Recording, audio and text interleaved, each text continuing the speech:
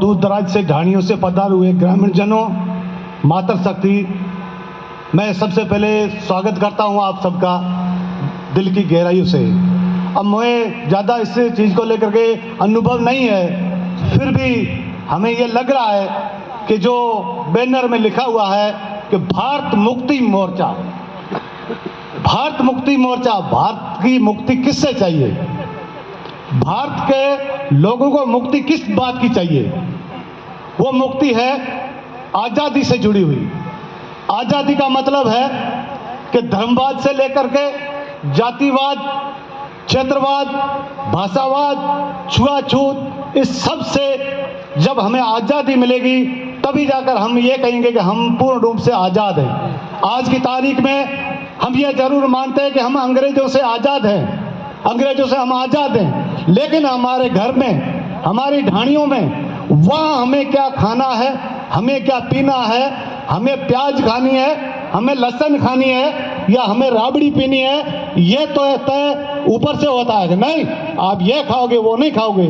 जब तक ये मेन्यू हमारी ढाणी में, हमारे घरों में रहेगा तब तक हम पूर्ण रूप से आज़ाद नहीं हो पाएंगे। और आज़ादी का कहना भी इस भारत देश के लिए हमारी तरफ से गद्दारी है, सबसे बड़ी गद्दारी है। दूसरी बात है मानसिकता, अपनी मानसिकता को लेकर के एकदम अपने आदमी को, भारत के लोगों को एकदम आज़ाद रहना चाहिए, तभी जाकर हम आज़ाद रहेंगे। मैं एक छोटा सा समय की किल्लत है, मैं एक उदाहरण देता हूँ। अगर हम सब आपको कह दें कि आओ भाई राम नाम सत्य है, तो आपको पक्का लगेगा यार कोई मरा तो है नहीं, फिर राम नाम सत्य क्या है? ऐसी मानसिकता बैठ गई है, जबकि ये शब्द बुरा नहीं है। यही है आज की तारीख में। आज आतंकवाद, आतंकवाद का जब नाम लेते हैं तो कोई एक विशेष समुदाय को लगता है यार आतंकी मैं तो नहीं हूँ, आतंकी वो है, उसकी तह तक जाने पड़ेगा।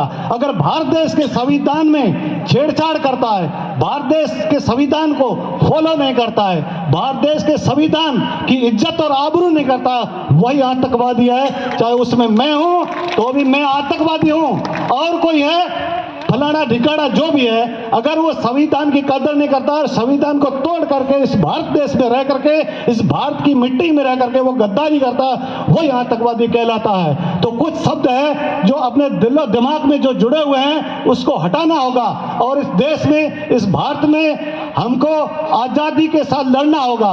बाबा साहब भीमराव अंबेडकर ने कहा था कि हम आज़ाद हुए हैं तो सिर्फ अंग्रेजों से हुए हैं, अंग्रेजों से आज़ाद होने से आज़ादी नहीं मिलती है। आज़ादी मिलने के लिए हमें मेहनत करनी पड़ेगी। हम आभारी हैं बामन बेसराम जी के, क्योंकि ये इनके पास खूब धंधे वगैरह और कई काम हैं, लेकिन अपने पूरे जो उम्र का है उसको न्यौछावर किया इस देश के लिए। इसलिए हमें इनके जो आभारी हैं, हमें खेद है कि हमारी कुर्सियां खाली है, यही आज़ादी की निशानी है, यही हमारी लड़ाई की निशानी है, यही भारत मुक्ति की निशानी है कि हमारी इतने बड़े 54 में जनसंख्या की कोई कमी नहीं है, फिर भी हमारी कुर्सियां खाली है। ये क्या संकेत देती है, इसको समझना होगा, और निस्वार्थ रूप से भारत की मुक्ति, आज़ादी के लिए मैदान में होगा। धन्यवाद, शुक्रिया, जय हिंद।